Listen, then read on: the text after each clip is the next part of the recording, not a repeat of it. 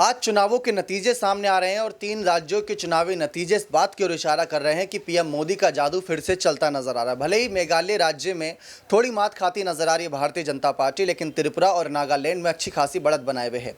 अब इससे हम कनेक्ट करना चाहेंगे राजस्थान की सत्ता और सचिन पायलट के संदेश से।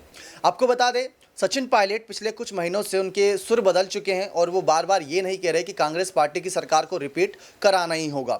वो ये कह रहे हैं कि अगर कराना है, यानी कि इस बार उनको भी डाउट आ रहा है कि अगर हमने मेहनत नहीं करी तो सरकार रिपीट करा पाना बहुत मुश्किल रहेगा, बल्कि नामुमकिन रहेगा। और वो मेहनत अभी तक नजर नहीं आ रही, क्योंकि राजस्थान की सत्ता को लेकर कोई फैसला नहीं हो रहा। मध्य प्रदेश की सियासी सत्ता को लेकर लगभग फैसला हो चुका है कि कमलनाथ ही सीएम चेहरा होंगे, लेकिन राजस्थान की सत्ता में एक तरफ पायलट उम्मीदें लगाए बैठे हैं तो दूसरी तरफ गहलोत अपने नाम का ही गुणगान पूरे राज्य में कर रही हैं।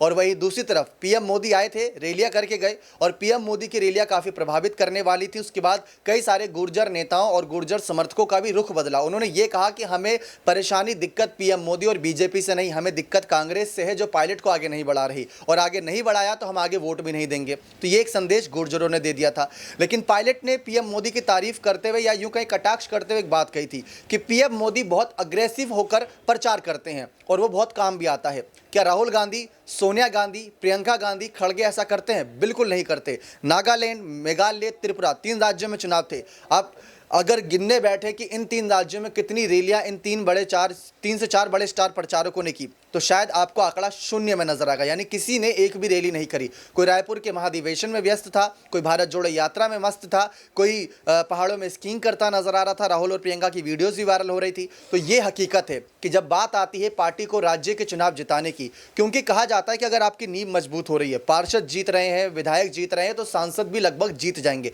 क्योंकि अगर वो क्षेत्र पर दबदबा आपका रहेगा तो सांसदों का भी दबदबा आसानी से बन जाएगा। लेकिन सांसदों का दबदबा बना पाना बहुत मुश्किल रहता है अचानक से, और वही यहां पर भारी पड़ता नजर आता है। लेकिन पीएम मोदी आए थे मेघालय, पीएम मोदी आए थे नागालैंड, पीएम मोदी आए थे त्रिपुरा, वहां रैलियां करके गए। आखिर उनको ऐसी क्या अन पड़ी थी? लेकिन उनको पता है कि अगर विधायकों को हम जिताएंगे, विधानसभा चुनाव अगर हम जीतेंगे, तो लोकसभा तक का रास्ता साफ होगा। यही संदेश पायलट खड़गे तक पहुंचाना चाह रहे थे। रायपुर महाधिवेशन के दौरान उन्होंने साफ कहा था कि अगर आपको विधानसभा चुनाव जीत गए तो लोकसभा चुनाव जीत पाना बहुत आसान रहेगा। तो पीएम मोदी को यहां पर कटाक्ष भी करा था, खुली धमकियां भी दी थी, लेकिन पायलट ने कुल मिलाकर अपनी बातें साफ करते हुए यह कह दिया था कि अगर आपको चुनाव जीतना है लोकसभा का, राहुल गांधी को प्रधानमंत्री बनाइए, किसी को ही प्रधानमंत्री बनाइए, लेकिन पहले विधानसभा की शुरुआत करिए। और आज वही सब है।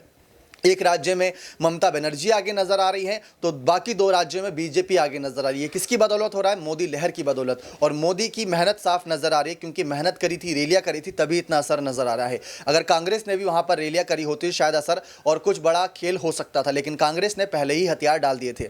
राजस्थान में भी कुछ ऐसा ही नजर आ रहा है, क्योंकि कांग्रेस वहां पर ज्यादा एक्टिव नजर नहीं आ रही। अगर उनको ये लग रहा है कि इस बार भी रिवाज चलेगा और कांग्रेस की सरकार हार जाएगी, बीजेपी की सरकार सत्ता में आएगी, तो शायद इसकी वजह से तो कभी भी कांग्रेस पार्टी अन्य राज्यों में भी चुनाव ना ही जीत पाएगी। देखते हैं आगे क्या फैसला यहां पर मल्लिकार्जुन खड़गे का रहता है पायलट के इन सब बड़े बयानों के बाद। बने रहे चैनल के साथ, ऐसी और तमाम जानकारियों के लिए बहुत बहुत धन्यवाद।